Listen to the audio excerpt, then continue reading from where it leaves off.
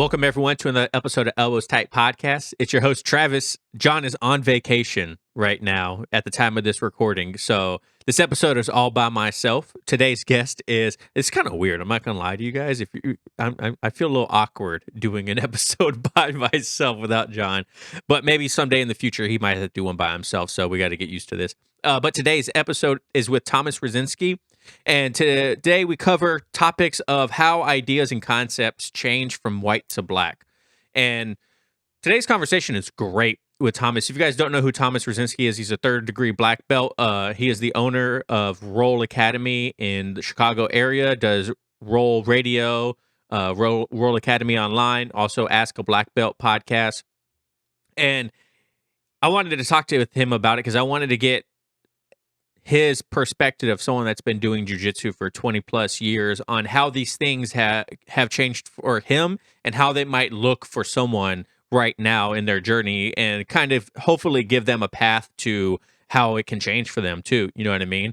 So some of the topics we cover today are the idea of space, the idea of education, tracking your jiu-jitsu journey, and just like a whole bunch of different other things that I think you guys are going to have a great time listening to. So thank you, Thomas, for coming on the show like usual. And then other than that, I don't really have anything. This is a pretty short intro. I'll keep it simple. That way you guys get straight into the interview. So thank you guys so much for listening and watching at home. Hopefully you guys enjoy it. Drop a DM on which concept might have been the biggest game changer for you. And let me know what you guys think. Thanks for listening. Peace.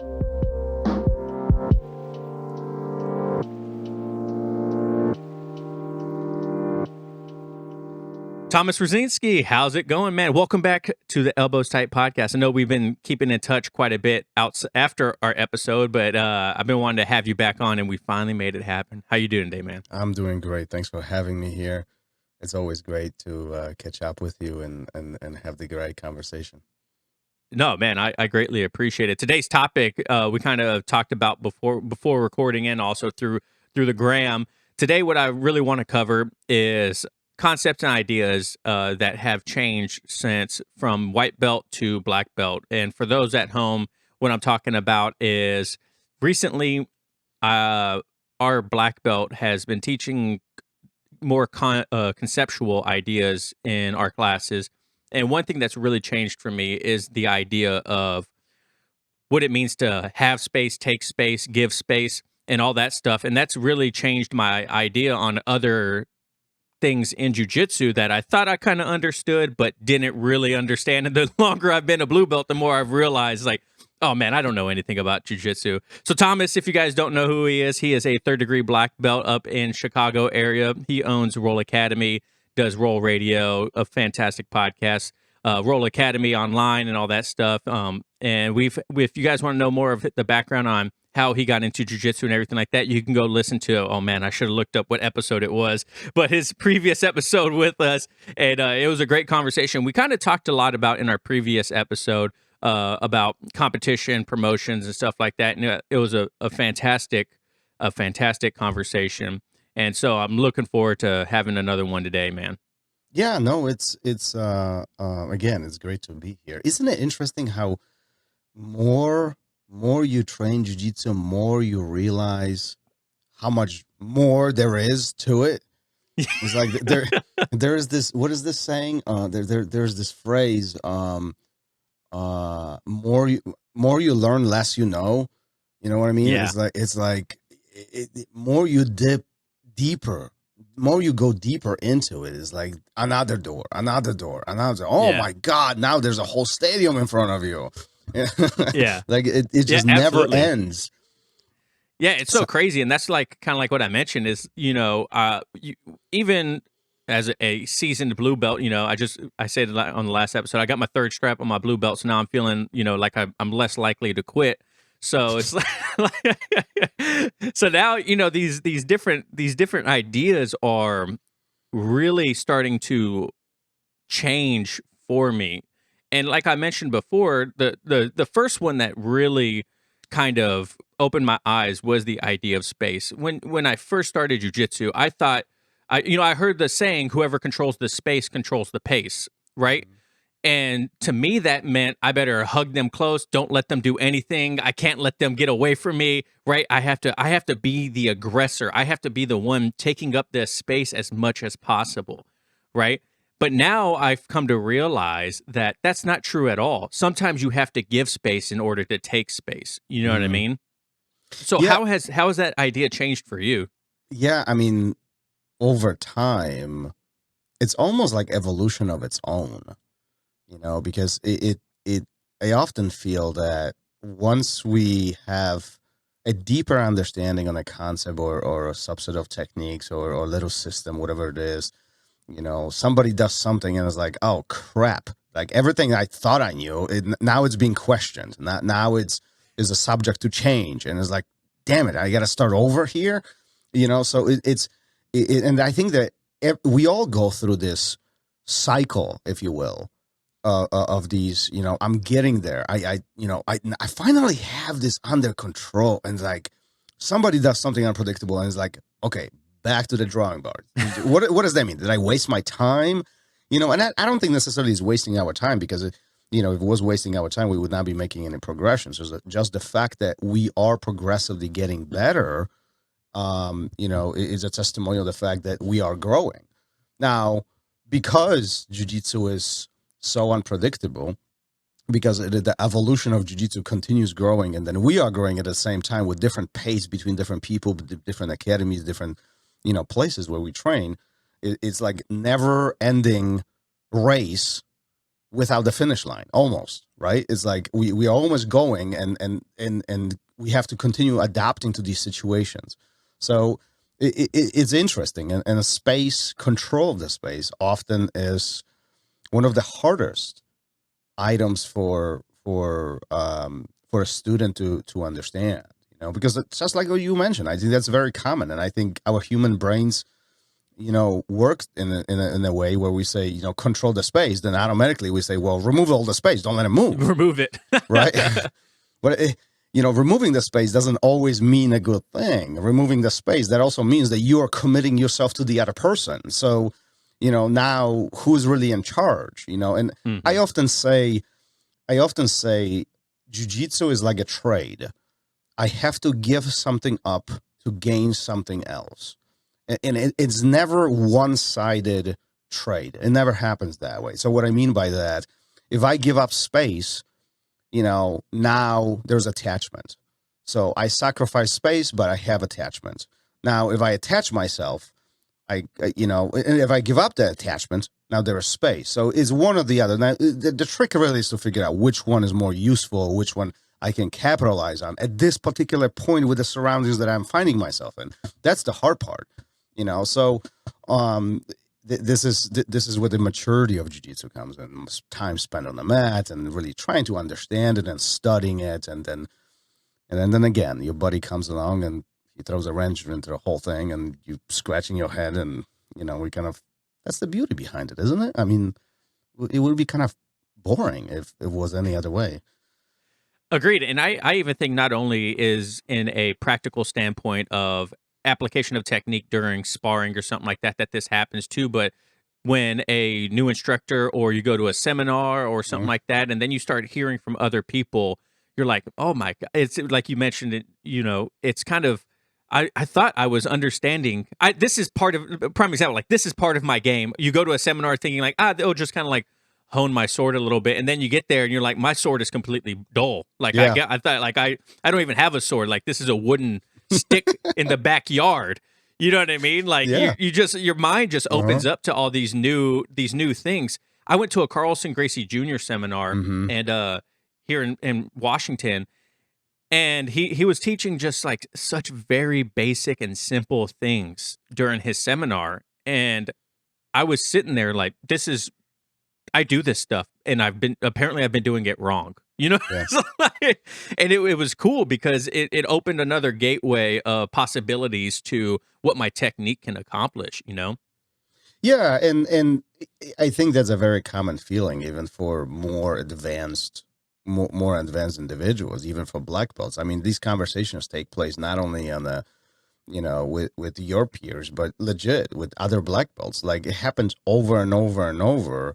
even for me personally, I'm sitting now with the guys who've been on the mat for 20, 30 years, and something comes along, there's a question, and it's like, how you do it? What about this? What do you think about this? And then it's like, damn it, for 20 years, literally, I've been doing it this way, and nobody ever told me about this. Like, how is this even physically possible that I've never stumbled upon? Forget about someone intentionally telling me, but like, how come I didn't trip over this? Like, why I never noticed this part?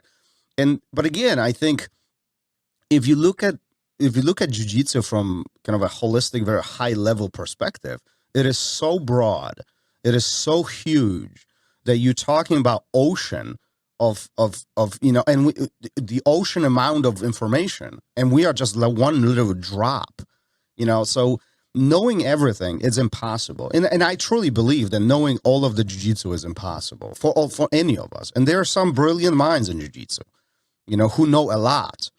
But I think, even them, even those brilliant guys, I don't know if they know everything. I don't know if there is such thing as knowing everything, Right. But I think we can drive towards knowing a lot and really understanding it.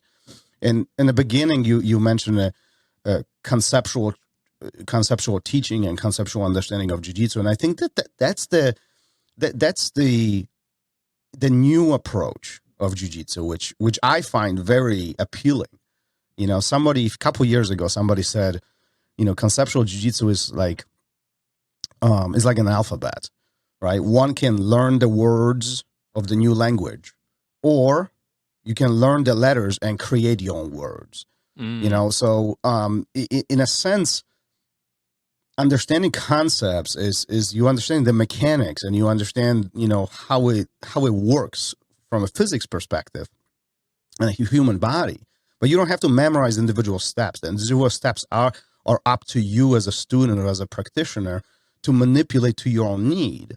And there has to be something behind this, from a truth perspective. Because think about it. I mean, 20-year-old individual who's, let's hypothetically just say he's 170 pounds is going to move mechanically completely different than somebody who's 50 and is 250, right? I mean, those two bodies cannot move the same way.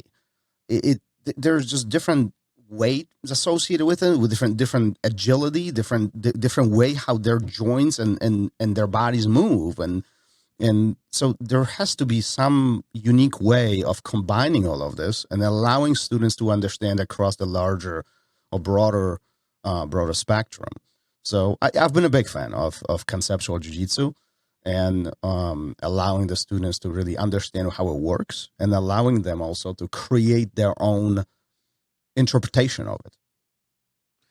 Yeah, kind of to your point too, where you talk about, we're just a droplet of water in the ocean.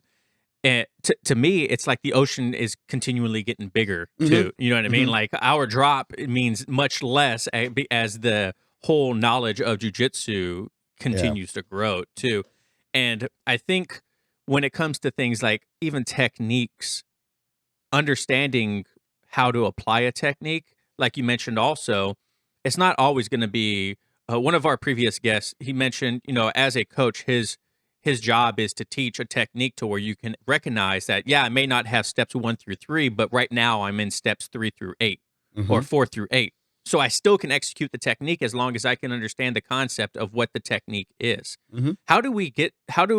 Is it just time on mat that we start understanding these things, or is there a better way that we can show students, particularly newer practitioners, on how to visualize these roadways with different forks to where they can still get to the same destination?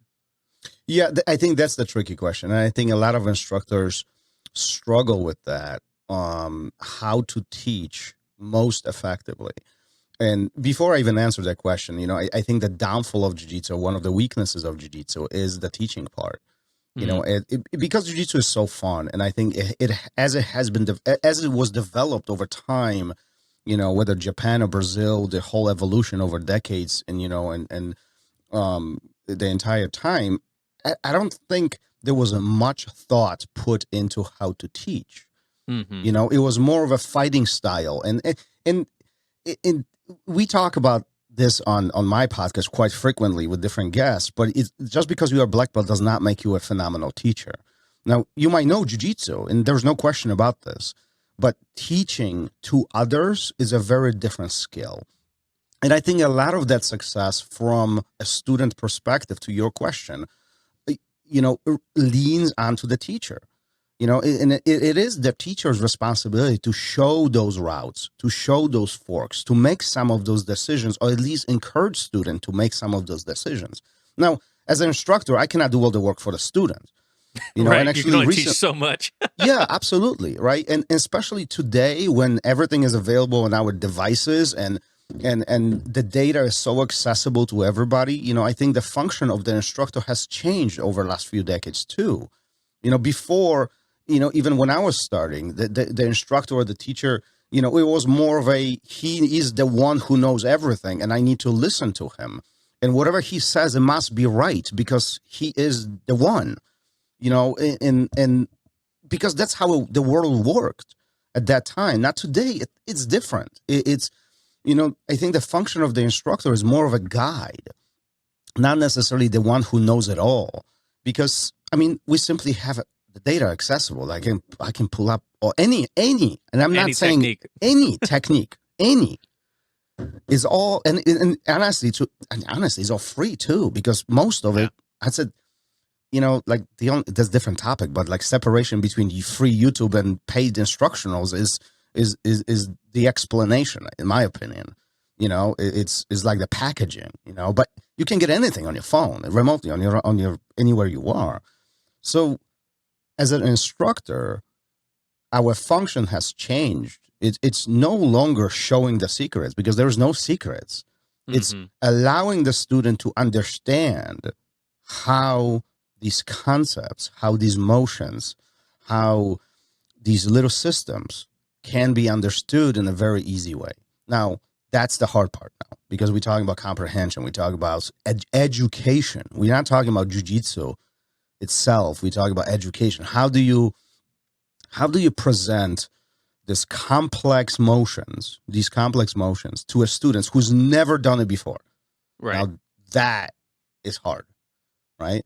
So, and I think there's this very fine line besides being very in-depth conceptual instructor who shows you very high level concept and mechanically how it works versus being, showing step-by-step instruction to the student who's never done it before. So I think in some way, at least the way I teach, there's a combination of both and there's a lot of gray area in it. But somebody who's on the mat for first week, month, even first 3-4 months, showing them step by step is not a bad thing. Actually, it kind of holds their hand and allows them to kind of get familiar with some of those complex motions, and some of them they've never done before, and so as their body's getting used to all these mechanics that are taking place. Now, deeper we go into that jiu-jitsu journey, this is, I think, where steps become a little bit more useless.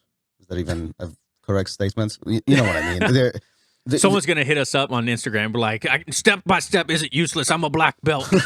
Oh, I'm sure. Believe me. But some of the messages I get from my podcast is like, but anyway, but listen, to his own, right? This is just my opinion and I stay by it. But as step by step is important to beginner, I think more intermediate you get and deeper you get into that journey, this is, I think, where the creativity comes in. This is where the art part really truly starts getting born and getting inspired, because the moment you achieve that blue purple belt, your own style, your own flavor, you see things, you want to explore it on your own. And like, how many times have you find yourself in a position where instructor shows you, I don't know, here's A, B, C, D, this is what we are working on, control the space, create the angles, watch your hips, blah, blah, blah. And you're like, whoa, I see 1, 2, 3. And he didn't even talk about any of this. Yep. Yeah. See, this is the creativity part. So who am I to stop you from that exploration? I think it's great that our brains are so creative and we can explore some of these things that we've never seen before. So there's a very fine line, I think, between that high level concept and then step by step. And I think good instructor really has a deeper understanding of how to teach students in which way, depending on who the student is, based on their experience, based on how their brain works. And knowing students is important, that this is how you can really maximize their success, which, if I think of like 20 years ago when I was starting, it was like you show up to the academy, you warm up, and then there's like one move and you repeat it 700 times and then you go home.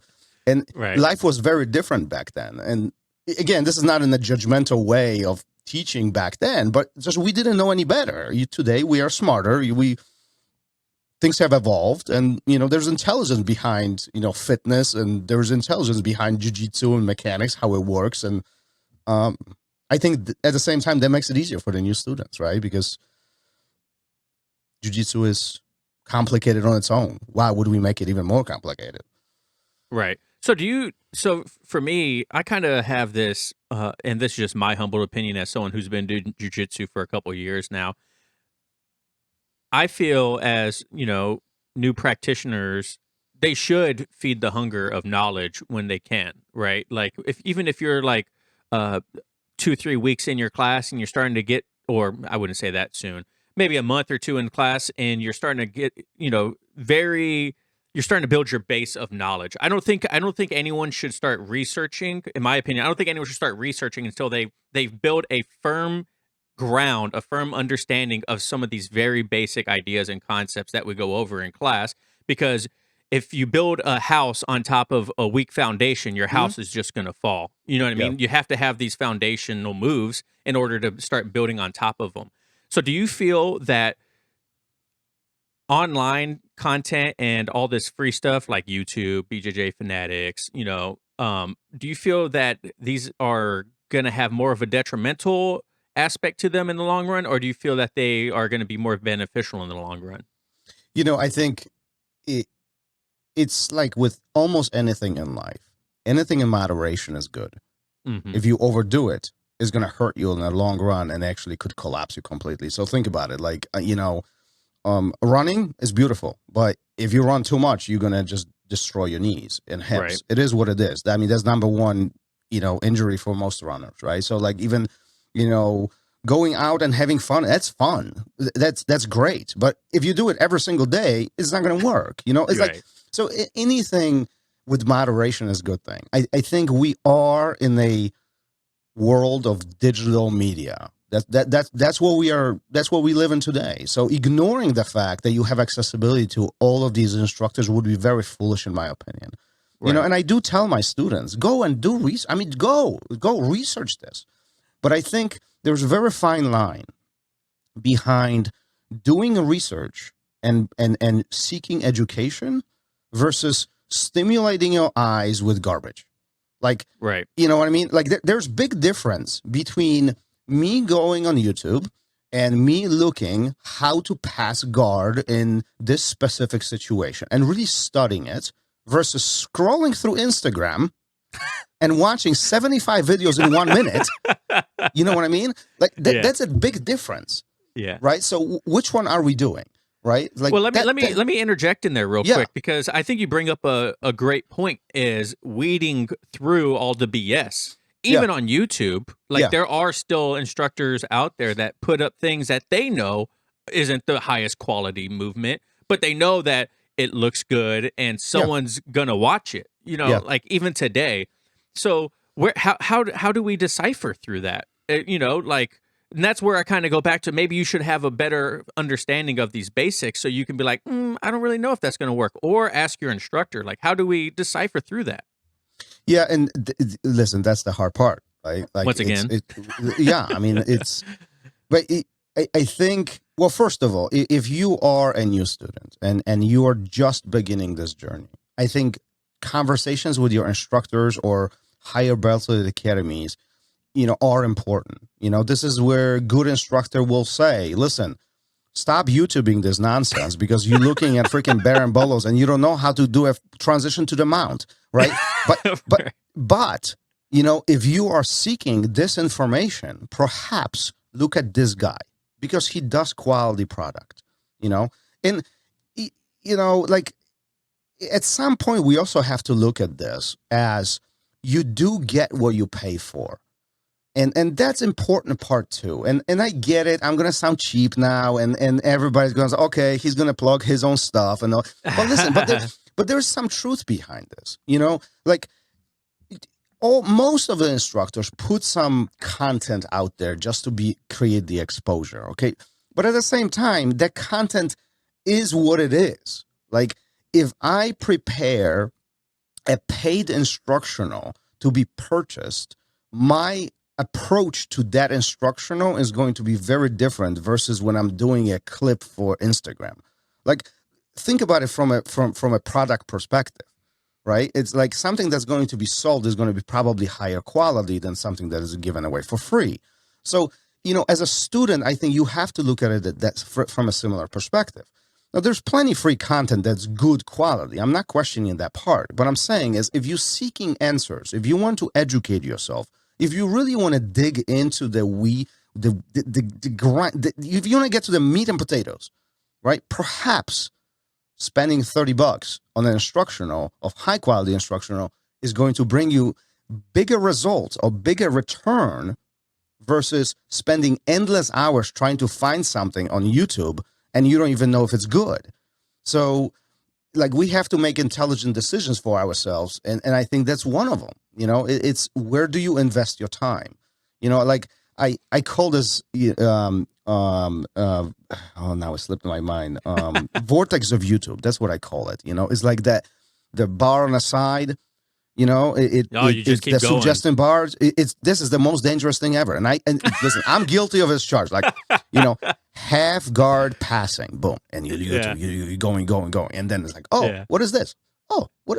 Oh, and then like 3 minutes later, you're looking at, like, I don't know, Elon Musk shooting rockets to moon, and like, how did you end up in there? You know what I mean? It's like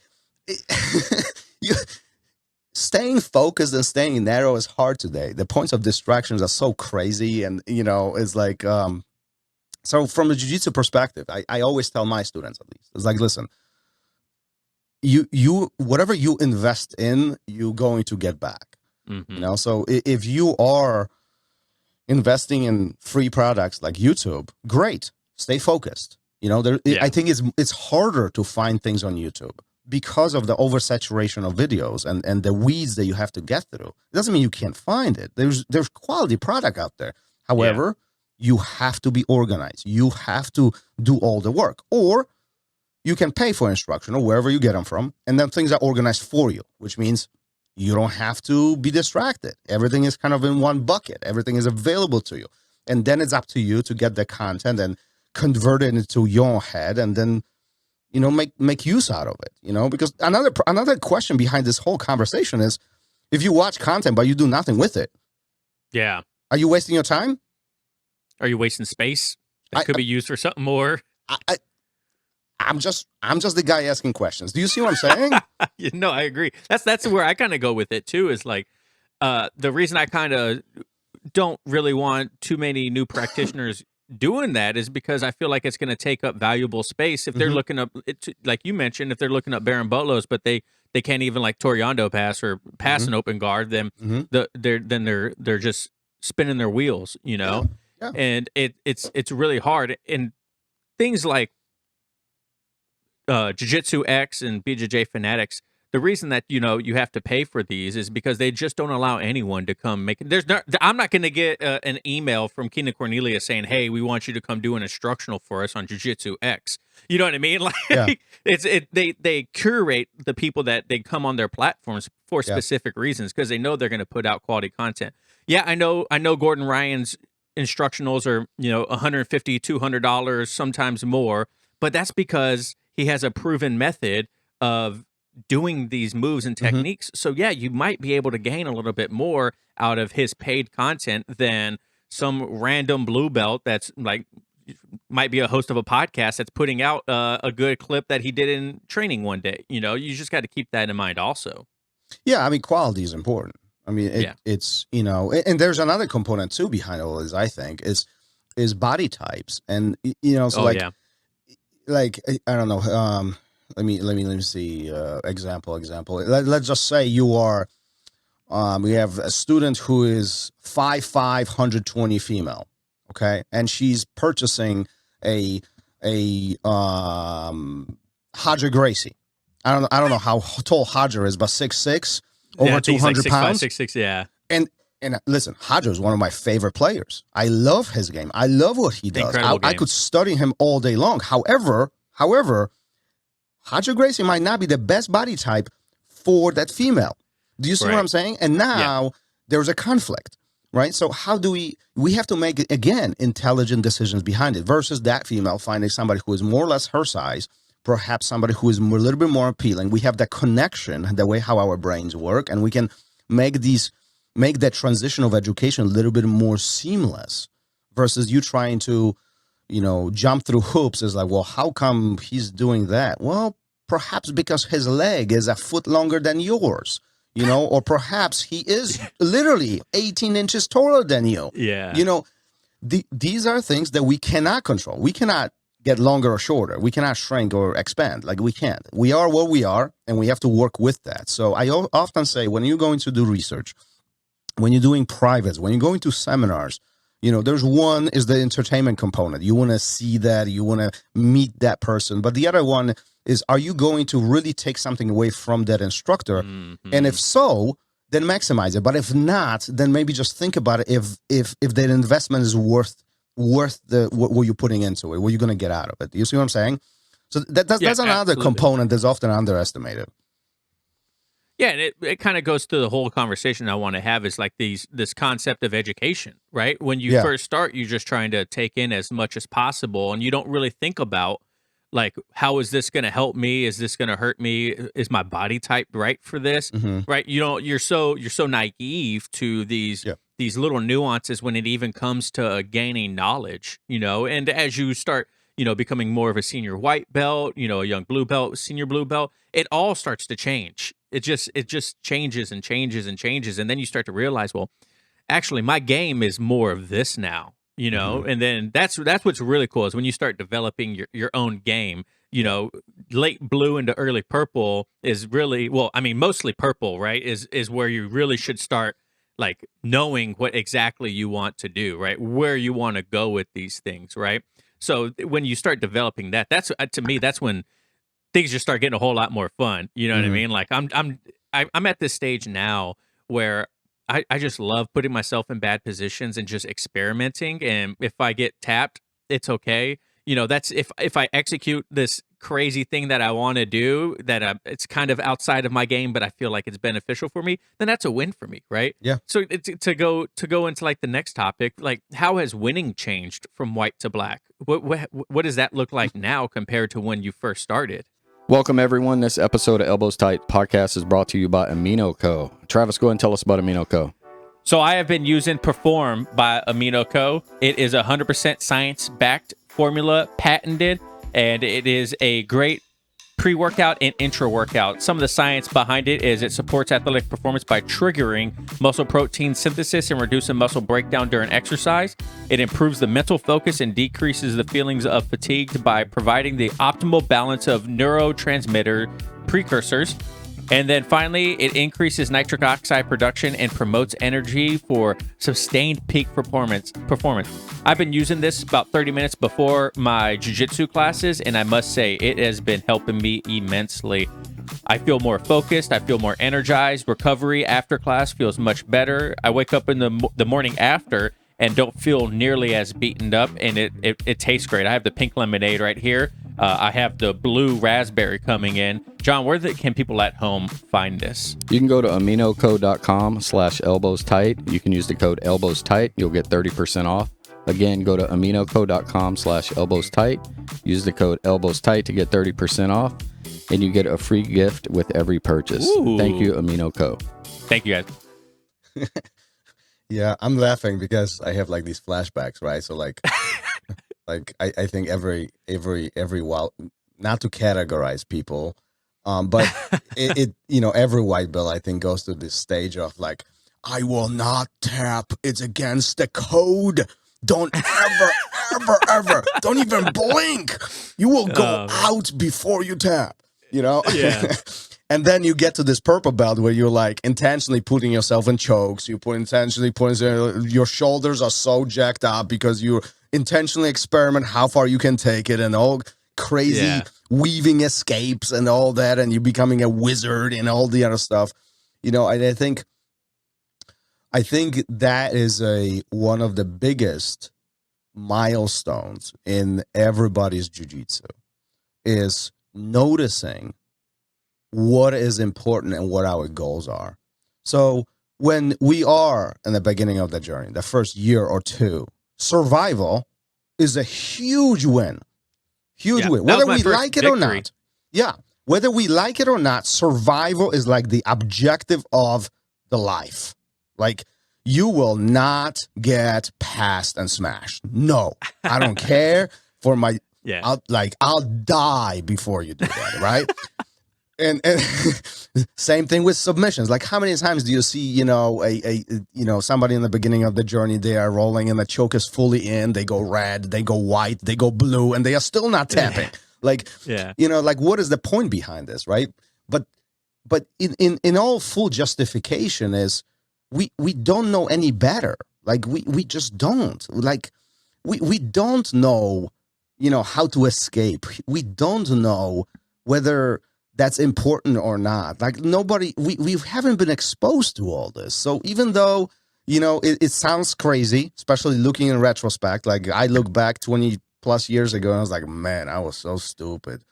Like, my body would be so much more appreciative today, but it is what it is. We all go through these motions, and I think as we mature up through our jiu-jitsu, as we get better, as we have a larger comprehension of what is happening around us, this is where the evolution of jiu-jitsu starts taking place internally, and I call this the jiu-jitsu intelligence. That's what I tell my students. You're getting smarter about your jiu-jitsu. Tapping somebody out is no longer the objective. Mm-hmm. Now, objective is point of control. Because, see,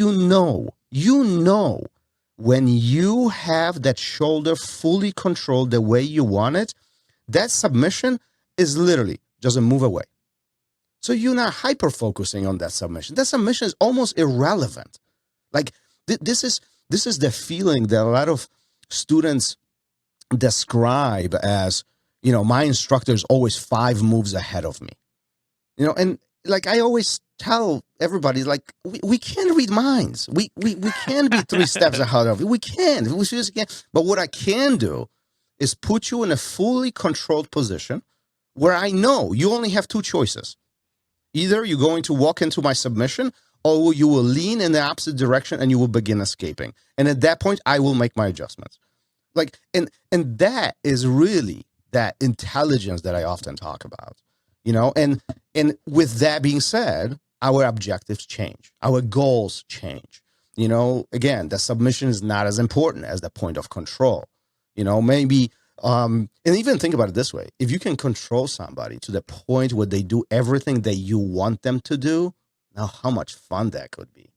You know what I mean? Now you're talking about creativity. You move this way, they do this. You move that way, they do it. And this is what, like, a lot of, beginner students experience is like, he's just toying with me. He's just, he's just doing whatever he wants. Well, in a way, yes, but often that is, kind of what you talked about a moment ago. It's that shifting of those goals, and how winning has a different definition now. It's like some of the students that, we do one-on-ones or private lessons or kind of hyper focus on specific things to help them, achieve their goals. Like, they often have homework, and, over a week or 2, they have to go back and like, even I did a private this morning with 2 gentlemen, and one of them had an objective of, you will put yourself intentionally in an open guard position. I don't want your feet to be closed at all. I want their feet to be open. And you will allow them to start passing their guard. And then you will react accordingly. You need to make sure that they don't pass all the way full, but you need to be vulnerable, because you locking your legs behind their back and squeezing those knees together does nothing to your guard retention. You need to put yourself in a vulnerable position. And this is what smart drilling is. Now, I'm not talking to do that in a full sparring session because obviously the result is going to be very different. But when we are practicing, when we are drilling, when we are going through these points of exploration, we need to put ourselves in a vulnerable position. And that's what I would call a win. If you are able to retain that guard, that's your win because that was your goal.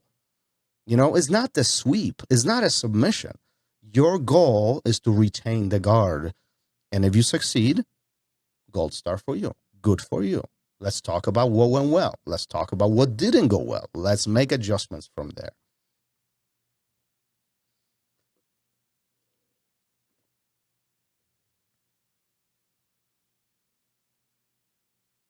Oh, you there? Okay. Sorry, did I lose you?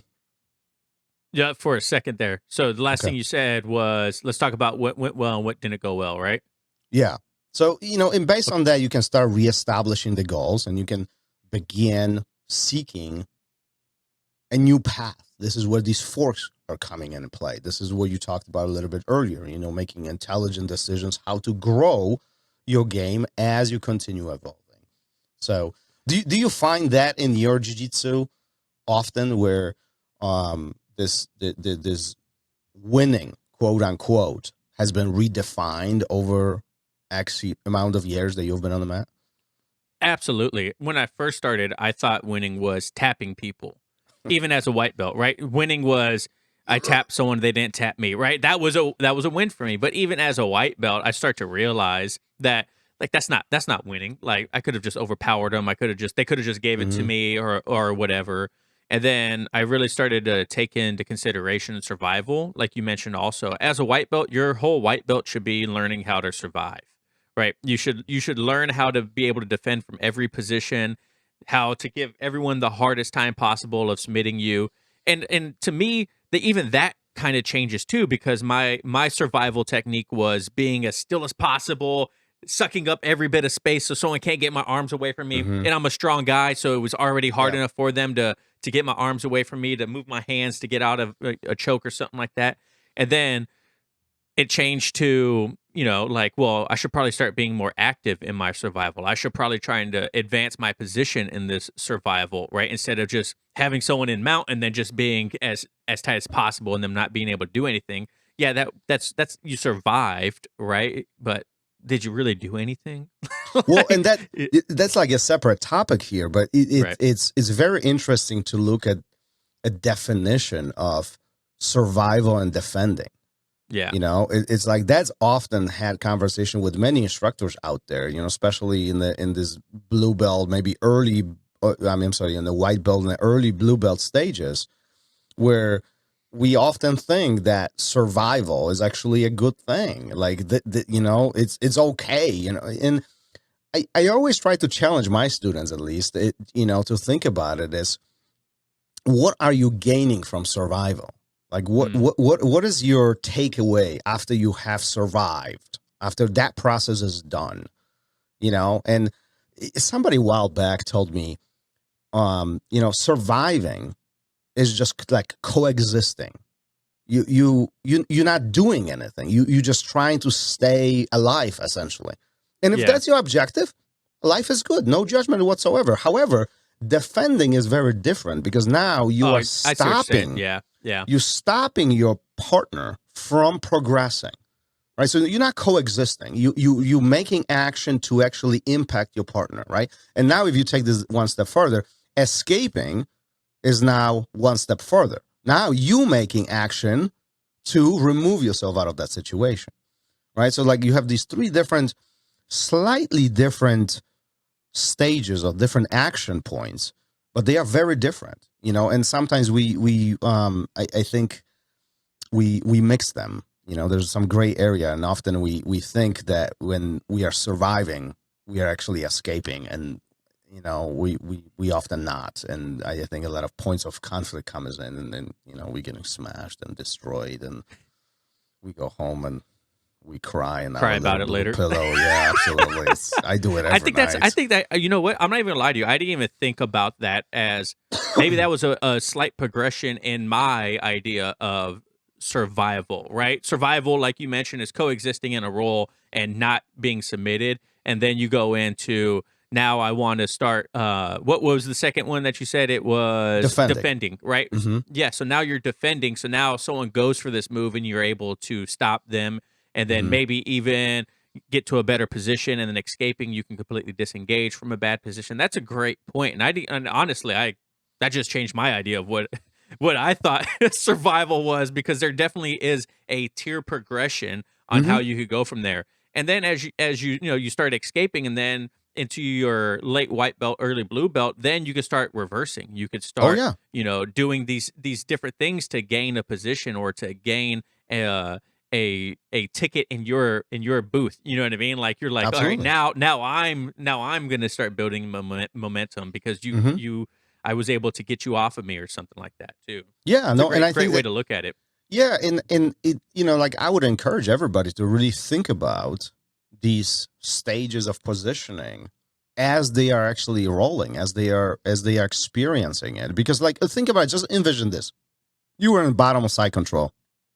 Your arms are out open and they are just smashing you right on top. Are you doing anything in order for you to defend? No, but yet, think about this. But yet, often the question comes out, how do I escape from this position? Right? Like that's a very general question. Like, how do I escape from this position? And in my mind is like, you can't escape. Right now, you cannot escape because you're not defending. You're not making any frames. You're not protecting yourself at all. Look at this. But like the moment you start defending, you create your frames, you turn to the side, you create angles, your hips are free, you create a little bit of space, you're controlling the distance and so on, right? Now you're defending. Okay, you're defending. That means you're not surviving. That means there is no struggle, you're not coexisting, you're actually making intelligent decisions. Now, once you start defending, now we can start escaping. So now you're removing yourself out of this bad situation and you're progressing out towards something that's more beneficial to you, right? So as you are escaping, you're no longer defending anymore. This is not you defending. You're not stopping him from doing. You're actually making action doing something else. So, but see, when you put yourself in one of those three brackets, you clearly know what to do. Because when you are escaping, you are not surviving. You're not. When you're defending, you are not escaping. When you're surviving, you're definitely not escaping, nor you do you see what I'm saying? It's like, you're in one of those three. Now you have to make a decision, which one are you in? And then life is easier. It's like we find ourselves in the bottom of side control and your arms are out, your legs are out, you're getting smashed, your face is turning red because you got the shoulder of love smashing right into you. 100 kilos are fully in play. It's like, I can't escape. Yeah. Jiu-Jitsu is beautiful. Yeah, it's great because hopefully someone at home listens to this, because it's honestly like, now I'm like, man, I really have to kind of go through the stages of survivability. I'll start calling that the stages of survivability, right? In order to progress into this. I think it's great. And then it could go into, you can even add that into your idea of winning, right? And kind of like to the beginning of this conversation or this topic, kind of back into your idea of winning. If your idea of winning right now is surviving, then that's great. If your idea of winning is defending, even better. And then ultimately your idea of winning should be escaping. Absolutely. Like this could all go back to that idea at the beginning of this topic, because it can give you a goalpost to move towards, right? You're like, your goalpost shouldn't always be survivability. In that idea, you know what I mean? You should be able to move that goalpost a little bit further and further down the field in order to progress, because progression is going to look different too in each stage of your journey as well. Because progression at the beginning is learning how to shrimp, right? You're like, man, I can't figure out, or how to Granby roll down the. Man, let me tell you, quick side story. Learning to Granby roll for Travis at the beginning was me basically rolling on my side down the mat, thinking that I was inverted. You know what I mean? Like the first time I did it down the mat, I was like, man, this is great. Then the other night, we're Granby rolling as part of the warm-up, and I've been doing it the same way for 2-3 years now. No, longer than that. And then my instructor looks at me, he says, Travis, you're doing it wrong. And I'm like, what are you talking about? This is how I've always done my Granby rolls. He's like, no, you put your arms behind your back, not under your legs. I was like, what? And I did it, and I was like, Oh my God, I've been doing it wrong, man. Like, it's so funny how that happens, you know? Yeah, no, I think the irony of this whole situation is that we probably do. Think about this. We probably do something wrong every single day, and we have no idea about it. No idea. No clue. You're just going through it, and it's like that's how I've done it. That's how I've done it for 20 years. Like that's how it has to be good. So kind of like to tracking progression, how would you recommend people track their progression? Because there's a couple different things that come to my mind, like journaling, reflection. I got my bachelor's degree in organizational leadership, and one thing that they talk about a lot is reflection. Looking how far you've came or what worked and didn't work, kind of like to your point beforehand. And then one thing I like too is like videoing myself to see what my technique looks like, and then also videoing my instructor if he allows me to. Like, hey, can I video this real quick for studying later? Mm-hmm. So where do you think a practitioner will gain the most value in documenting their progression? Yeah, so first of all, as you were talking, sorry about my reach if you're watching this on video, but I wanted to get I was like, you can't hug me. You can't hug me, Thomas. I was trying, but no. Listen, I want to show you this. So this is my training Is that journal. wood? No, it's just leather. Oh, I thought it was wood. It looks good. Yeah. No, but this is my journal, and like you can't read stuff in here, but because there's a lot of stuff, but I write every day. I journal a lot. This is my podcast journal. Boom. So everything that's happening on a podcast, and I have 2 more of these at home. So, and they all have different purpose. Okay. And the reason why I'm showing you this, because people hate journaling. They hate taking notes. People don't want to write things down. And let me just make everybody upset out there. Okay. Because that's what I do best. Making notes on your phone is not journaling. That's not journaling. Okay. There is something that have been proven over the years, and there are studies out there. You can find them, Google them. But there is something about you taking a pen and writing with your own hand on a piece of paper. Okay, your brain, the function of writing things down with a pen engages a different part of the brain that you would take a note on the phone or record it or do other things, right? So, and that seals the information by far deeper and by far longer than any other function or any other way that you would take notes. Okay, so one, I'm a huge note taker. I love it. I encourage my students to do it. Matter of fact, if you do privates with me, you don't have a notepad, like I will send you out to the front desk to get a paper, because you need to take notes during private lessons. Like you have to, And so I try to show that to my students as a very powerful way of their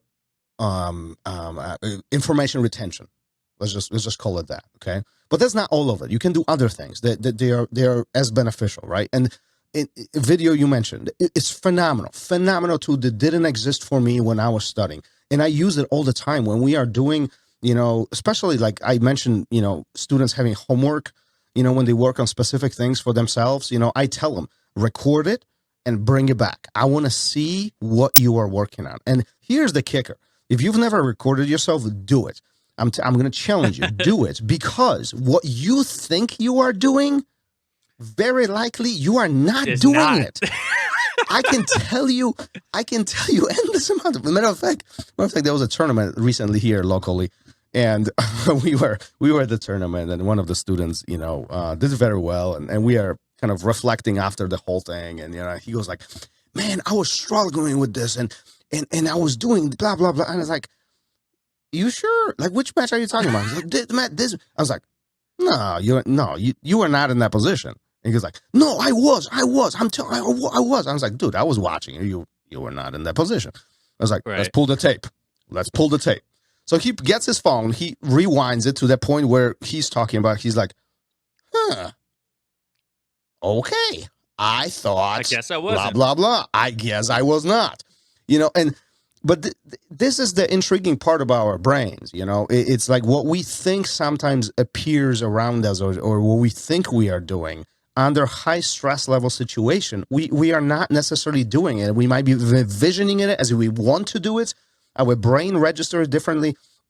Anyway, where I'm going with all of this is that record yourself. You would find it so amazingly eye-opening what you really do versus what is happening. It is mind-blowing. It's mind-blowing. So, like, when we do tournaments or students do tournaments, I always tell them, record it. Otherwise, I cannot give you feedback. Like, I want tangible, unquestionable data visually that we can analyze. Same thing with sparring sessions when they have homework or when we work on specific things. I ask them to perform specific drills. I was like, record yourself, because now we can pause it. We can highlight it. See, watch this balance points. You're leaning forward. Your posture is broken. That means you're off balance. One motion here, you're going to fall. All this can be very easily highlighted and analyzed, to benefit the student. Now, the trick here behind all of this, and that's the hardest part for every student, is putting yourself in a point of vulnerability when you are being recorded and then later essentially criticized, because that's what point of education really is. It's finding the areas where you want to improve and be vulnerable enough to say, yep, this is not the best point for me, and I really need to make changes in order for me to continue growing.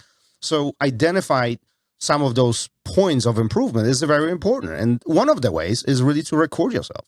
And then, setting goals, I think jiu-jitsu is so difficult to measure. It's so hard, especially in the beginning, when we really have our goals and objectives are, like destroying people and submitting everybody and all that.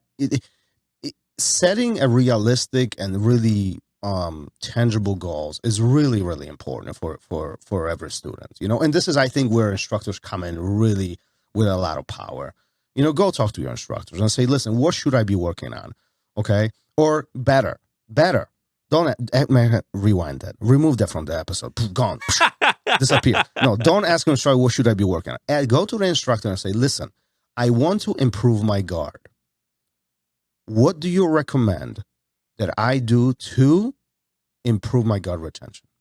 Boom. And now we have something smart. Now we have something tangible. Now a good instructor will tell you, okay, well, let's take a look at the situation. Boom. This is, okay, I want you to keep distance. I want you to control this distance. I want you to have your frames in. I want you to move your hips. Perhaps, you're leaning flat on your back. Let's make these adjustments. Now we are talking about some tangible changes that we can apply every single time we find ourselves in this spot. So now we can go back, and now we can make some of these improvements. But none of this really starts. If you are unable to put yourself in the vulnerable spots of being viewed and criticized, or criticize is not a good word to describe this, but to critique or given feedback, but being vulnerable to hearing that is a good point. And then, make notes, like what, okay, I rolled 6 times today. Who did I roll with? I rolled with John. I rolled with Bobby. I rolled with, blah, blah, blah, blah, blah. How did it go? Okay, here I passed the guard so many times, blah, blah, blah. Here, okay, Bobby caught me by surprise in that triangle choke. Okay, let's believe that. And here's the beautiful part behind note-taking or setting like these points of reflection every day, that if you look at them over a month or 2 or 6, a longer period of time, you're going to start noticing, damn, Bobby's catching me in triangles every single time. Now, why? Why is Bobby catching me in triangles? Well, maybe Bobby's 6'6", and that's his just very, that's very appealing to him. It's very easy for him. Okay. But that doesn't change that I need to change something in order for Bobby not to catch me. So perhaps I need to look at my posture. Perhaps I need to look at a space control. Perhaps I need to give up pressure passing where my head goes in first. Maybe I need to stand up and separate myself. But see, all of this creates a pattern, and now I can react to that pattern. And if I do react to the pattern accordingly to what I need to do, my success will go up, versus not even acknowledging the fact that Bobby catches me in triangle every week, and I don't even know why. So I think we have a lot of tools today where we can that we can educate ourselves about jiu-jitsu.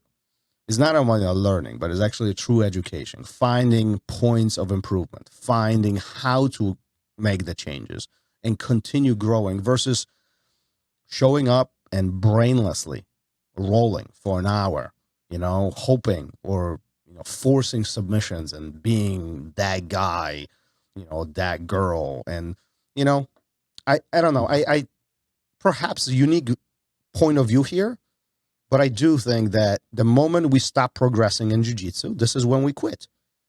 It's not, but it's not that we don't like it. Like I was actually having this conversation with somebody recently, and they asked me, have you ever run into somebody who didn't like jiu-jitsu? And I don't know if I ever have. Everybody, even the people who stop training, they love jiu-jitsu. Just it's not their priority. And a lot of them, they stop training because they don't feel they are getting better. Their priorities are changing. And that's again, separate topic here, but often we don't get better because our priorities change and we don't train often enough, or, consistency is not there. And it's like the vicious circle. I don't want to train more because I'm not good enough, but I'm not good enough because I don't train more. And it's like, what came first, the egg or the chicken, I was just thinking that same thing.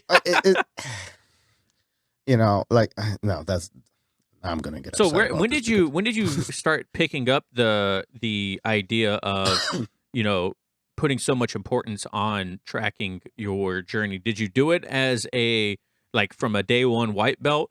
And if not, do you think that you would have progressed faster if you would have? Yeah, no, definitely. That came along probably towards brown, if not black belt.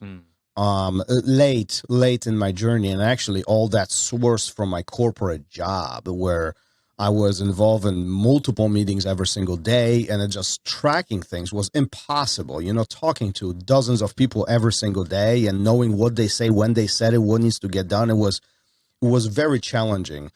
And I start taking notes quite a bit, tasking everything and really checking things off, as days or weeks were passing by. And at some point I have converted this to jiu-jitsu because it just started becoming very chaotic, and it really, to be honest with you, all started with a very simple kind of journal concept of today was a good day on the mat, or today sucked. I got smashed. I mean, most of my days, but that's how it started.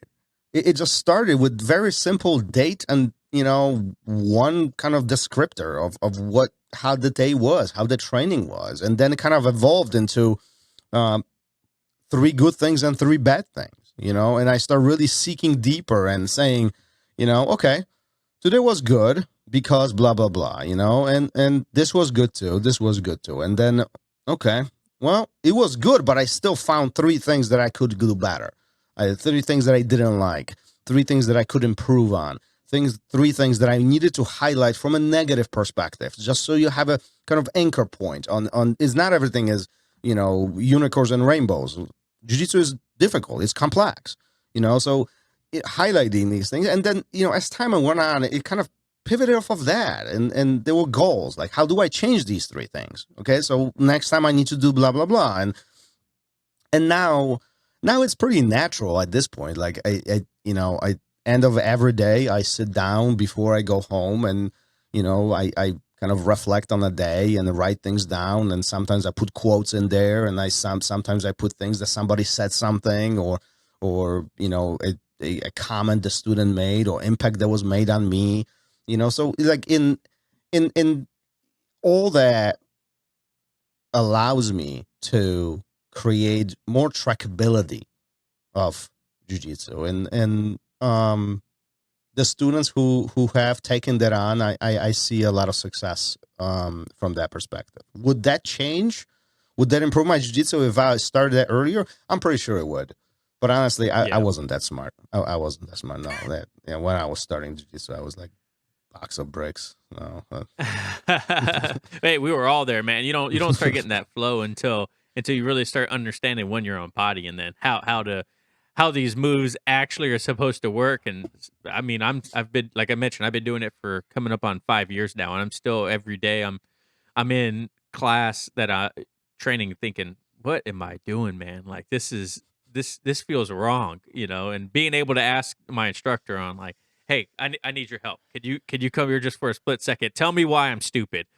Yeah, yeah, You know what I mean? yeah. So it's just crazy. The more you do it, the more reps you get in, the easier it is to understand, right? And the more times you fail, the more you can learn, right? Like failure's Yeah. failure's not the absence of success. You know what I mean? Failure is part of success in my eyes. Absolutely. You know what I mean? You gotta be, to your point, you gotta be able to be vulnerable and put yourself in these positions and tell yourself, I don't know anything. Like even there's so much knowledge that everyone has that I don't have, that you don't have, that Helio Gracie didn't have, that we have to be humble to the point to where we can be like, I don't know it, as much as I think I do, Yeah. and that only comes through time. Yeah, and I agree. And even I do believe that even when you do get to the black belt level, there's still points that answers I don't know. Yeah. And like again, going back to the beginning of the conversation, I don't know if there is one person in jiu-jitsu world who knows everything. I think what's interesting is that a good instructor actually has the ability to admit and say, I don't know. However, I can help you figure it out Yeah. because I'll get back with I you. have understandings of some of these things, and let's sit down, let's brainstorm, let's figure this out. Let's unfold, let's untie this knot. Let's see what's underneath here.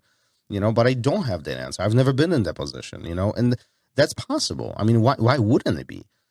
So points of vulnerability, it's what is that, what is that phrase? Step one of solving a problem is admitting there is one. I Yeah. mean, how many times are we, it's like, no, I know everything. I'm the man. Yeah. I Yeah. Well, mean, then why didn't that work? right, exactly. Hey, Thomas. Well, I appreciate you coming on the show today, man. If you want to go ahead and plug yourself again, where can people find you at and follow your show and everything like that? Yeah, so we Instagram is the best way to get in touch with you. So everybody, if anybody wants to drop me a line, feel free to do it. My last name, just look it up. Only one Polish guy with Rozdz. So it's not that hard to find. But if you want to tune into our podcast, we have at this point over 100 episodes with great names and great stories.